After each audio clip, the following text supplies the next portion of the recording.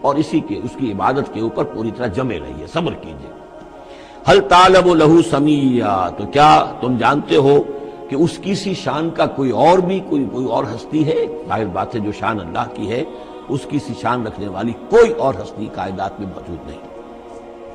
وَيَقُولُ الْإِنسَانُ وَإِذَا مَا مِتُّ لَسَوْفَ أُخْرَجُ حَيًّا، اور یہ انسان کہتا ہے حیران ہو کر، کیا میں جب مر جاؤں گا تو پھر مجھے زندہ کر کے اٹھا لیا جائے گا؟ یعنی یہ وہ لوگ ان میں سے کہ جو بعث بعد الموت کے منکر تھے۔ میں نے بارہا آپ کو بتایا کہ اکثر و بیشتر تو وہ مانتے تھے، لیکن وہ کہتے تھے کہ وہاں ہمیں چھڑانے والے ہیں، ہمارے شفعاء ہیں، ہؤلاء شفعاؤنا عند اللہ۔ تو بعث بعد الموت کے وہ منکر نہیں تھے، لیکن ایک طبقہ ان میں ایسے لوگوں کا بھی تھا۔ اب یہ ان کی بات ہو رہی ہے۔ وَيَقُولُ الْإِنسَانُ وَإِذَا مَا مِتُّ لَسَوْفَ أُخْرَجُ حَيًّا، کہ جب میں مر جاؤں گا پھر مجھے دوبارہ اٹھا لیا جائے گا اور نکال دیا جائے گا۔ اولا یذکر الانسان، تو کیا اس انسان کو یہ یاد نہیں ہے، انا خلقناہ من قبل ولم یک شیئا، کہ وہ کچھ بھی نہیں تھا اور ہم نے اسے پیدا کیا ہے۔ تو کیا مشکل ہے ہمارے لیے دوبارہ اس کو پیدا کر دینا؟ کیا تھا وہ پہلے، اس کی کیا حقیقت تھی؟ یعنی جہاں سے ہم اپنے آپ کو جانتے ہیں وہ بھی ظاہر بات ہے کہ ایک نطفہ ایک ہے، اس سے ہمارا آغاز ہوا، یہ تو سبھی جانتے ہیں نا۔ تو اس سے اللہ تعالیٰ نے اگر انسان بنا دیا ہے تو کیا اللہ تعالیٰ دوبارہ تمہیں پیدا نہیں کر سکتا؟ فَوَرَبِّكَ، تو قسم ہے تیرے رب کی، لَنَحْشُرَنَّهُمْ وَالشَّيَاطِينَ، ہم جمع کریں گے ان سب کو بھی اور تمام شیطانوں کو، ثُمَّ لَنُحْضِرَنَّهُمْ حَوْلَ جَهَنَّمَ جِثِيًّا، اور پھر ہم سب کو جمع کر لیں گے جہنم کی گرد کہ یہ اپنے گھٹنوں کے بل گرے ہوئے ہوں گے۔ ثُمَّ لَنَنزِعَنَّ مِن كُلِّ شِيَّةٍ أَيُّهُمْ أَشَدُّ عَلَى الرَّحْمَنِ عِتِيًّا، پھر ہم ہر گروہ میں سے، ہر قوم میں سے پھر نکالیں گے کون ہیں وہ جو سب سے زیادہ اکڑنے والے تھے رحمان کے مقابلے میں۔ بلاؤ ادھر سے ابو جہل کو اور بلاؤ ادھر سے عقبہ ابن ابی معیط کو، ہر گروہ میں سے جو سب سے زیادہ اللہ کا کی اس کے ساتھ گستاخی کرنے والا اور سب سے زیادہ تکبر کرنے والا تھا، پھر اس کو آگے نکال کر نمایاں کیا جائے گا۔ ثم لنحن اعلم بالذین هم اولی بها صلیہ، پھر ہم خوب جانتے ہیں ان لوگوں کو کہ جو بہت زیادہ قابل ہوں گے اور سب سے پہلے داخل ہونے والے ہوں گے اس جہنم کے اندر۔ وَإِن مِّنكُمْ إِلَّا وَارِدُهَا كَانَ عَلَىٰ رَبِّكَ حَتْمًا مَّقْضِيًّا، اور تم میں سے کوئی بھی نہیں ہے مگر یہ کہ اسے ایک مرتبہ جہنم پر آنا ہوگا، یہ فیصلہ ہے تیرے رب کا حتمی، طے شدہ، حتماً مقضیہ۔ اس کا جو مفہوم سمجھا گیا میں اسے اتفاق کرتا ہوں کہ اصل میں وہ پل صراط جس کا تذکرہ جو ہے آئے گا سورہ حدید میں بھی اور پھر سورہ تحریم میں بھی، جس کو ہم پل صراط کہہ دیتے ہیں، الصراط ہے وہ، یہی صراط مستقیم جس پر ہم چل رہے ہیں، یہ عالم برزخ کے اندر جا کر اور قیامت کے دن جو ہے یہی پل صراط بن جائے گا اور یہ جہنم کے اوپر ہوگا۔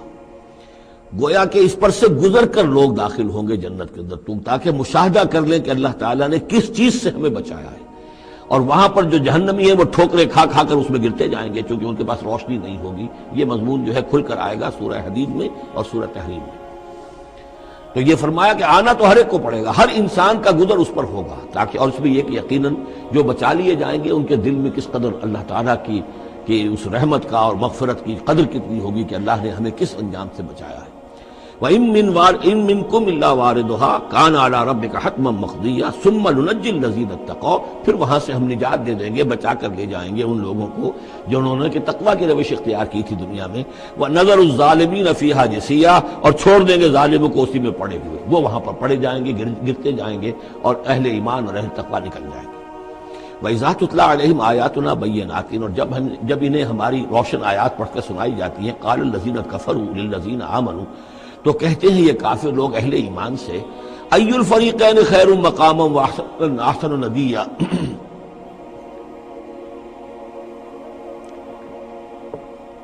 دونوں جماعتوں میں سے، دونوں گروہوں میں سے کن کے مکان و مقام بہتر ہیں اور کن کی مجلسیں بہت اچھی ہیں۔ یعنی اے مسلمانوں دیکھو، تم اور تمہارے رسول محمد صلی اللہ علیہ وسلم اور ان کے گرد جو لوگ بیٹھے ہوتے ہیں، نہ ان کے پاس دنیاوی دولت ہے، نہ حیثیت ہے، نہ وجاہت ہے، ایک ہم ہیں۔ دیکھو ذرا ابو جہل کی مجلس جا کے دیکھو کتنی آباد ہے، بڑے بڑے چودھری لوگ آ کر اس کے پاس بیٹھتے ہیں۔ ذرا کہیں جا کر ولید بن مغیرہ کی چوپال دیکھو، اس کی چوپال جو ہے اس کی کیا شان ہے۔ تو یہ وہی بات جو کہ ہم سورہ کہف میں پڑھائے ہیں، جو دو افراد کے مابین مکالمہ ہوا تھا کہ اس نے کہا تھا کہ میرے پاس مال زیادہ، انا اکثر منک مالا واعز نفرا، اسی طرح انہوں نے کہا کہ ای الفریقین خیر مقاما واحسن ندیا، یہ دو گروہ دیکھ لو تمہارے سامنے ہیں، ایک معلوم ہوتا ہے کہ مفلس ہیں، کلاش ہیں، غلام لوگ ہیں، ان کے ساتھ بیٹھے ہوئے ہیں، بلال بیٹھا ہوا ہے، وہاں وہ ابو فقی بیٹھا ہوا ہے، یہ جو عمار ہے اور یہ فلاں ہے اور یہ یاسر ہیں، یہ لوگ ہیں۔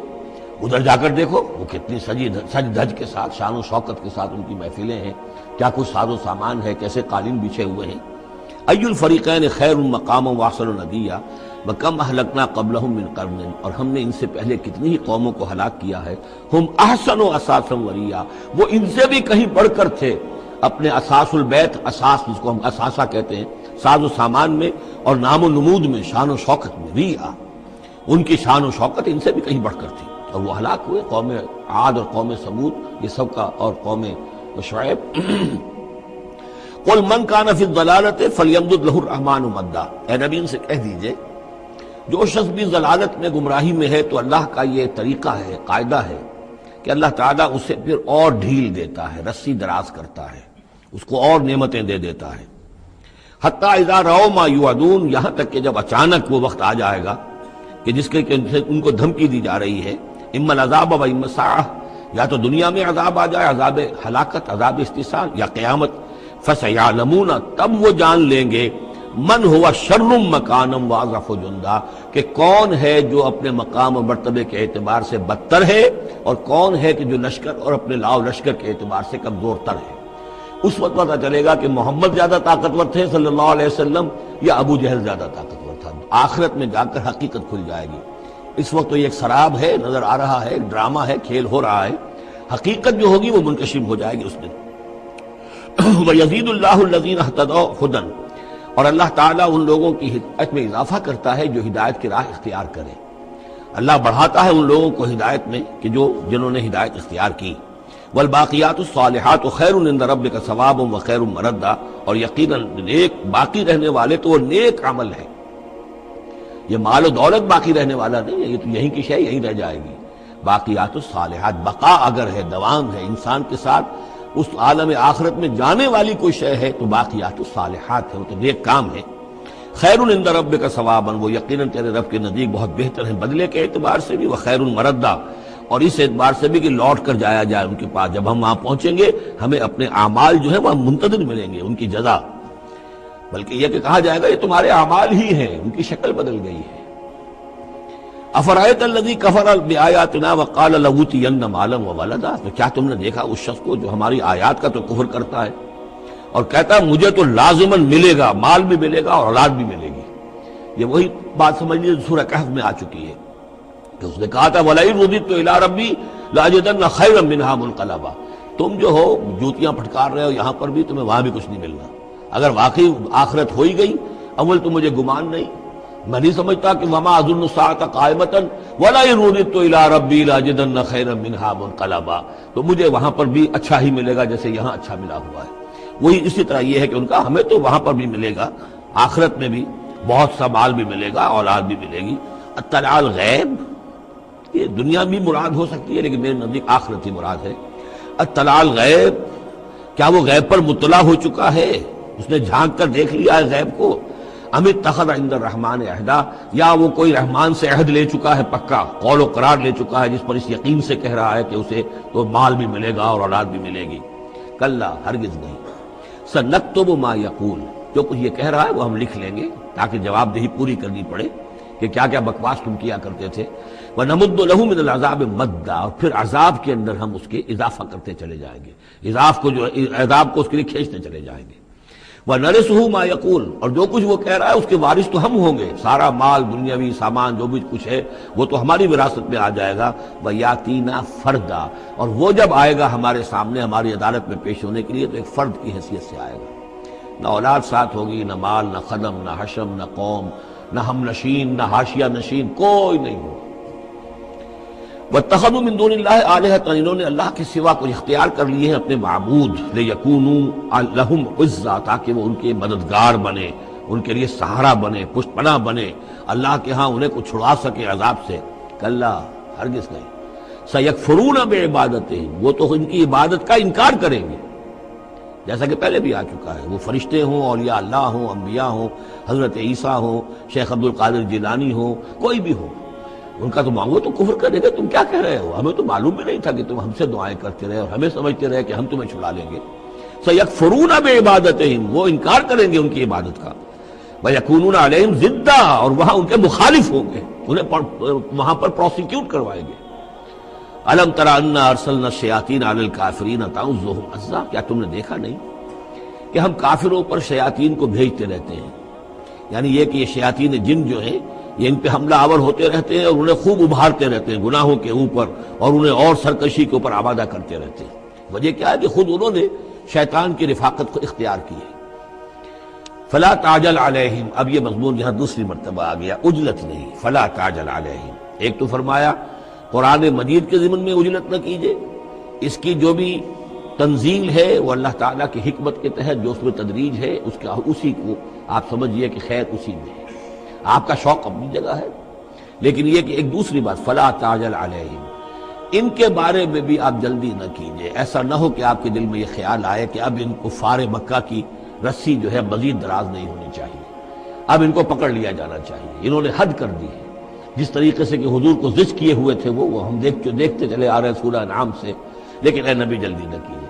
فلا تعجل علیہم، ان کی مخالفت، علی یہاں پر آ رہا ہے، فلا تعجل علیہم انما نعد لہم عدا، ہم ان کی پوری گنتی کر رہے ہیں، ایک ایک عمل ان کا لکھا جا رہا ہے، ہر چیز کا ان کو جواب دہی کرنی ہوگی، ہر چیز کی ان کو سزا مل جائے گی، لیکن یہ کہ ہمارے ہر کام کے اندر جو بھی فطری تدریج ہے، جو اس کا اس کی جو توقیت ہے، اس کا جو نظام ہم نے بنا رکھا ہے وہ اسی کے مطابق ہوگا۔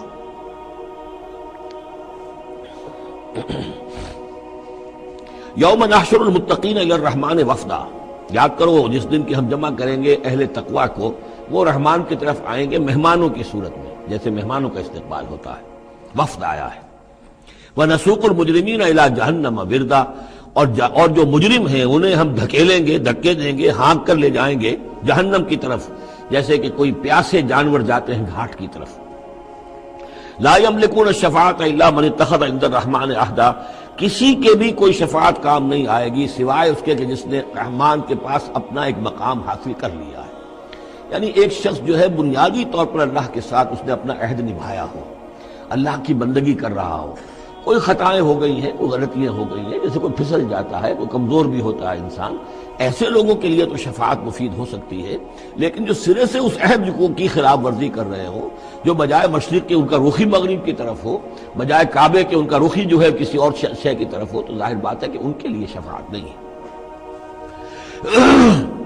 وَقَالُوا اتَّخَذَ الرَّحْمَنُ وَلَدًا، اور انہوں نے ایک اور عقیدہ گھڑ لیا ہے کہ رحمان نے اپنے لیے اولاد اختیار کی ہے۔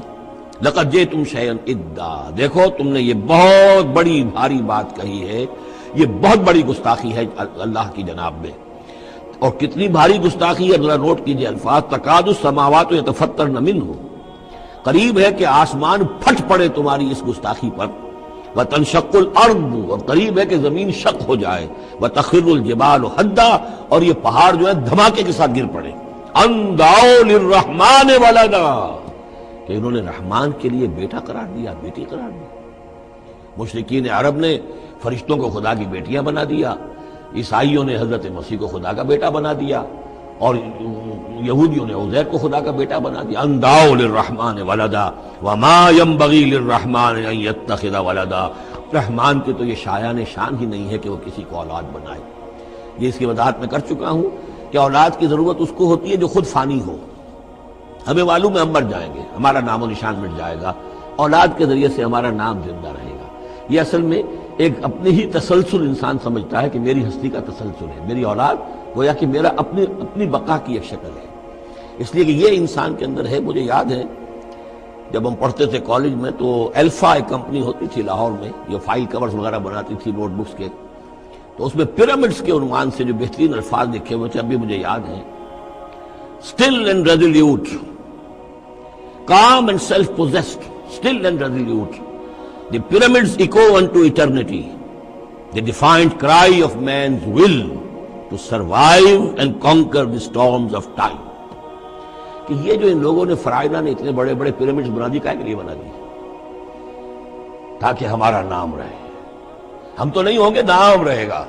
تو گویا کہ انسان کے اندر ایک خواہش ہے بقا کی، وہ اپنا دوام چاہتا ہے، یہ اسے پتا ہے کہ میری ذاتی طور پر تو میرا دوام ہے، تو میں کوئی عمارت بنا دوں، میرا نام جو ہے اس کے حوالے سے دنیا کے اندر رہے، اور یہی معاملہ اولاد کا ہے۔ کہ اولاد سے انسان کو سب سے زیادہ جو اس کو خواہش ہوتی ہے وہ اپنا بقا، اپنا تسلسل. وہ سمجھتا ہے کہ میری اپنی کنٹینیوٹی ہے کہ جو میری اولاد کے ذریعے سے. ظاہر بات ہے کہ اللہ ہمیشہ خود باقی رہنے والا ہے، تو اس کے شایان شان ہی نہیں ہے کہ وہ کسی کو اپنی اولاد بنائے، اسے کوئی ضرورت ہی نہیں ہے. تو تمہارے لیے ہے معاملہ کہ تم فانی ہو، لہذا تمہیں ضرورت ہے کہ کوئی تمہارا نام لیوا باقی رہے. وما ينبغي للرحمن ان يتخذ ولدا ان كل من في السماوات والارض الا آتي الرحمن عبدا. نہیں ہے کوئی بھی آسمانوں اور زمین میں کوئی بھی مگر یہ کہ وہ حاضر ہوگا رحمان کی عدالت میں بندے کی حیثیت سے، کسے باشد. جبکہ ہمیں معلوم ہے کہ محمد رسول اللہ صلی اللہ علیہ وسلم بھی حاضر ہوں گے تو بندے کی حیثیت سے، عبدہ ورسول، عبد. اور حضور فرماتے ہیں کہ اس روز میدان حشر میں لواء الحمد بیدی، میرے ہاتھ میں ہوگا حمد کا جھنڈا، اور اس روز جو میں حمد کروں گا اللہ کی وہ آج نہیں کر سکتا. اللہ تعالیٰ کی حمد بیان کریں گے محمد رسول اللہ عدالت خداوندی میں کھڑے ہو کر. تو معلوم یہ ہوگا کہ جو بھی آئے گا بندہ بن کر آئے گا، وہ عیسیٰ ہو یا عیسیٰ ابن مریم انت قلت للناس اتخذونی وامی الہین من دون اللہ، سوال کیا جائے گا کہ نہیں. تو فرمایا کہ ان کل من فی السماوات والارض، یقیناً کوئی نہیں ہے آسمانوں اور زمین میں، الا آتی الرحمن عبدا، مگر وہ رحمان کی خدمت میں آئے گا، حاضر ہوگا بندے کی حیثیت سے. لقد احصاہم، اس نے ان سب کی گنتی کی ہوئی ہے، ان کا پورا احاطہ کیا ہوا ہے، کوئی چھپ نہیں رہے گا، کہیں بچ کر نہیں رہ جائے گا. وعدہم عدا، اور ہم نے پوری گنتی رکھی ہوئی ہے. وکلہم آتی ہے یوم القیامت فردا، اور قیامت کے دن یہ سب کے سب آئیں گے تو ایک فرد کی حیثیت سے، انڈیویجول کیپیسٹی میں محاسبہ ہوگا. نہ ماں باپ ساتھ ہوں گے کوئی شفاعت کرنے کے لیے، کوئی گڑ گڑانے کے لیے، نہ اولاد ہوگی، نہ شوہر کے ساتھ جوری ہوگی، نہ جورو کے ساتھ شوہر ہوگا، کچھ نہیں. ہر ایک شخص نفسی نفسی، اپنی جان. وَكُلُّهُمْ آتی ہے یوم القیامت فردا. میری جو کتاب ہے سابقہ اور موجودہ مسلمان امتوں کا ماضی، حال اور مستقبل، اس میں ایک چیپٹر ہے قرآن کا قانون عذاب، کہ عذاب جو قوموں کے اوپر آتا ہے وہ دنیا میں آتا ہے، آخرت کا عذاب جو ہے وہ افراد کے لیے ہے. محاسبہ اجتماعی جو ہوتا ہے وہ اللہ کا دنیا میں ہوتا ہے، لیکن آخرت کا حساب وہ جو ہے محاسبہ انفرادی ہے.